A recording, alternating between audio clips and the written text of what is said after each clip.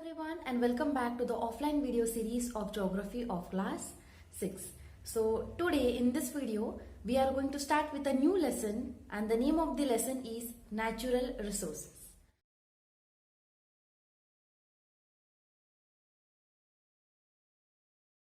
So let us start with this lesson. Before starting with this lesson, I want to show you some pictures. You have to identify that pictures and you have to answer the questions which I am going to ask you. So here are the pictures. You have to observe these pictures and answer the questions which I am going to ask you. So my first question is, what do you see in these pictures? Of course, we see some animals, fruits, flowers, etc. Second question, how many of these animals or plants do you know? The third question is, which of these things have you seen in reality? Fourth question is, have you ever used these things or seen them being used? Fifth question, which of your needs do some of these fulfill? When you will answer these questions, you will get more information about the things which are displayed on the screen. Whatever things I have shown you just now, all these things are available in nature naturally. So, we obtain many things from the nature. Some of the things are familiar to us, while some are not familiar to us. So, whatever things are familiar to us, we use them as a resource in our day-to-day life. One of the best example is water. Water is a natural resources which we use in our day-to-day life for many various activities. So, the resources which man uses and which man obtain from nature are called as natural resources. Let us study about more natural resources further. Man makes use of these natural resources for fulfilling his needs. For example, air, water, soil, minerals, plants, animals, all these are nothing but the part of natural resources. All these things we get from the nature naturally, and these things play a very important role in our life. Almost our life is dependent on all of these things. So in this lesson we are going to study about various natural resources to which we are familiar and we use them in our day-to-day life. So the first natural resource which we are going to study is air. So air is a kind of natural resources which is considered to have in plenty in nature. So air is a natural resource which is available in plenty in nature. This resource never reduces. However, the pollution may affect the quality of the air, but the quantity of the air always remains more and more. We need air right from breathing to burning. Air plays a very important role in our life. Apart from air, there are many natural resources which are very limited in nature, and that is why that resources are considered as invaluable resources in our life. Apart from air, let us study about some more natural resources to which we are familiar in our day-to-day life. So first of all, I am going to show you some pictures. You have to see that pictures and answer the questions which I am going to ask you. So here are the pictures, and based on these pictures you have to answer the questions. First question is, what different activities are the individuals in the picture engaged in? Second question is, what things will they obtain through these activities? Third question, what is being loaded in the truck and what are we going to get from it? Next question is, where are all these human activities being performed except for fishing? So when you will give the answers, you will understand that each and every individual who is performing certain type of activity is related to any one kind of natural resources. Whatever pictures I have shown you, you might have noticed in each picture, man is engaged in particular activity. Now, when the man is performing any kind of activity, the man is associated or related to any one of the natural resources. For example, water, soil, etc. So let us study about each one of them. So in first figure, you might have seen that the man is plugging the land. What do you think? For what purpose the man is plugging the land? The man plugs the land in order to convert the uncultivable land into cultivable, so that he can cultivate the crops and he can fulfill his needs as well as the others' needs also. So in order to carry out these agricultural activities, man requires soil. Man uses soil, which is a form of natural resources, for carrying out various agricultural activities and in order to grow the agricultural yields. So in one way, we are dependent on soil for food in our day-to-day life.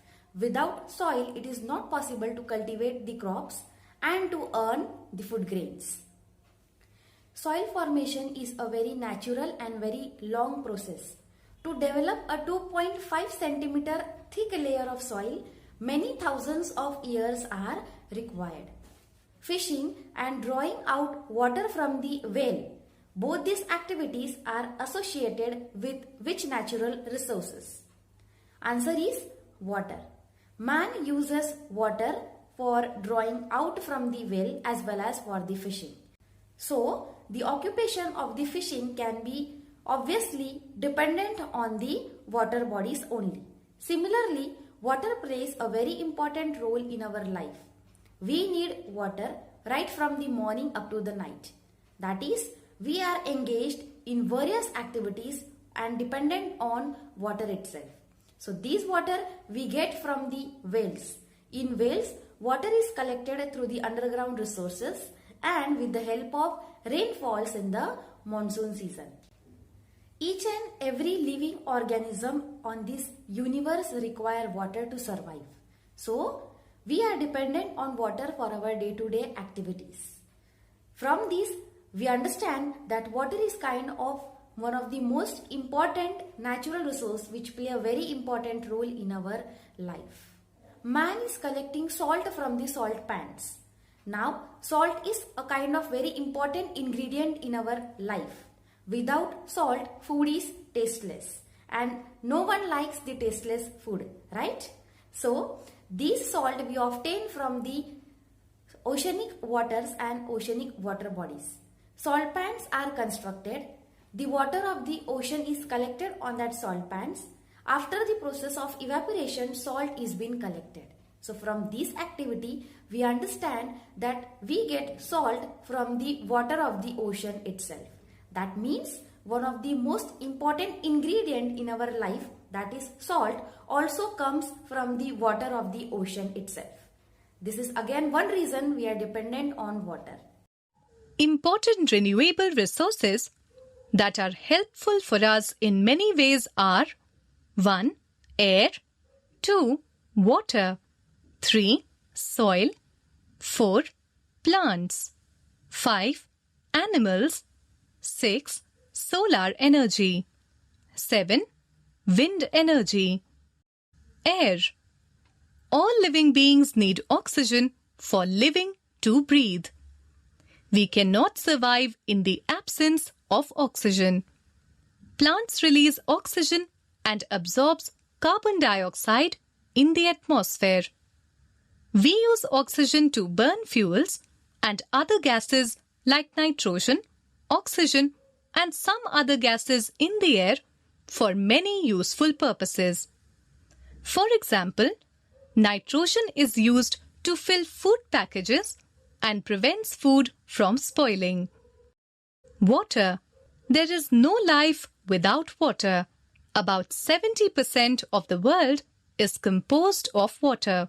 We need water every day for various purposes, such as cooking, washing clothes, drinking, growing crops, and many other things. Fresh water is obtained from rivers, ponds, and lakes, and the water stored underground is called groundwater. Salty water is not used for household work. Seawater is the main source of rain, which renews our supply of fresh water. A major part of the rainwater flows in the rivers. Some of it is collected in tanks and lakes, and some water seeps through the surface and gets collected under the ground. A very large part of the rainwater flows into the seas and oceans. Soil. Soil is the main source of food for plants. Plants draw water and minerals from the soil. So, without soil, there would be no food. Soil is also the home of many small animals like worms and microorganisms. Soil is composed of rocky particles. It is formed by the weathering of rocks. By the time being, the rocks become weak and crack down because of daily heating and cooling. The roots of the plants grow in the cracks of rocks and break the rocks. The small space in the soil contains air that provides oxygen, which living cells need for living. The water present in the soil particles move upward, which helps in the growth of the plants. An important function of soil is to store and supply nutrients to the plants. Soil also acts as a decomposer. The remains of the dead plants and animals are buried in the soil. Plants. Plants are very important natural resources. They provide oxygen to us for breathing and food in the form of vegetables, fruits, various nuts, and cereals. Plants are the greatest provider of textiles and fabric materials. The materials obtained from the plants are eco-friendly. They provide jute, cotton, and other cloth materials for making clothes. The wood from the plants are used for making furniture. It is also used in villages by the villagers for cooking food by burning the wood obtained from them. Plants keep the environment clean because they release fresh air in the atmosphere, so we should plant more and more trees for making our earth a cleaner and a greener place. We also get important and valuable medicines from plants in the form of Ayurveda, useful in the treatment of various important diseases. Animals are also called as wildlife. It includes the organisms that live in forests, grasslands, oceans, and lakes, and so on. Some aquatic animals that are used by the humans for eating is one of the most important source of natural resources. Animals maintain the environmental balance. We know that all organisms are linked together. Large animals eat the small animals, and the small animals eat smaller animals. When even one organism vanishes from areas, the survival of many organisms comes in danger, and since we are also connected to everything in the environment, it affects us. If a deer in the forest increases due to large multiplication, they will eat all the plants, and then human beings will not get anything to eat. When an organism vanishes from many places, it is called as an extinct animal. And when very few of particular organisms are left in the place or in the world, we call it as endangered. Now proceeding further with some of the most important natural resources which play a very important role in our day-to-day life. So here are the two pictures. In first picture, one man and one woman, both are collecting wood from the forest. And in second picture, you can see a man is collecting various items which we get from the plants or trees in the forest, like rubber, wood, timber, latex, gum, etc. So all these are the items which we get from the tree itself, and these items play a very important role in our day-to-day life. So in order to fulfill our needs, man collect many products from the plants or trees in the forest. So these plants are broadly classified into herbs, shrubs, grasses, bushes, etc. Man has successfully carried out many experiments with the grasses, which is the main classification of the plant, so that the man can avoid painful wandering for the food crops or for food grains to feed himself. That is, man has started settling down towards the river basins or to the basins or seashores of the water bodies in order to get the agricultural crops by converting the uncultivable land into cultivable by sowing the seeds. So let us have a look on the map and check out the areas where man has started settling down in the ancient times. So here is the map. As I told you that the man began to live a settled life on the basins of Sindhu or Indus River, Nile River and Euphrates. Now let us have a look on the latitudinal distribution of natural vegetation on the earth. So this is the map for the distribution of natural vegetation throughout the world.